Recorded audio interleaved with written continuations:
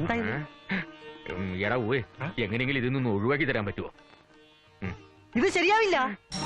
എന്ത്? കല്യാണത്തിന് മുമ്പ് പെണ്ണിനെ കൊണ്ട് ചെറുക്കന്റെ വീട്ടിൽ വേണത് എവിടുത്തെ നാട്ടുകിടപ്പാ? കല്യാണത്തിന് മുമ്പ് പെണ്ണിനെ പിഴപ്പിക്കാന്ന് പറഞ്ഞാൽ എവിടുത്തെ നാട്ടുകിടപ്പാ? അതിന് ഉത്തരവാദി സേനല്ല.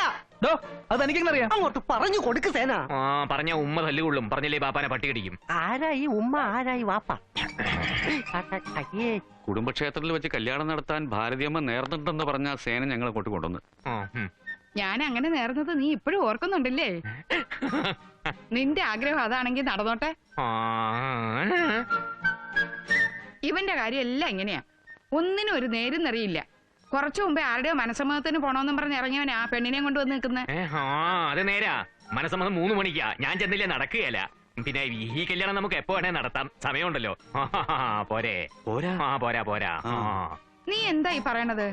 നീയല്ലേ ഇവരെയൊക്കെ കൂട്ടിക്കൊണ്ടുവന്നത്? അമ്മച്ചി ഞാൻ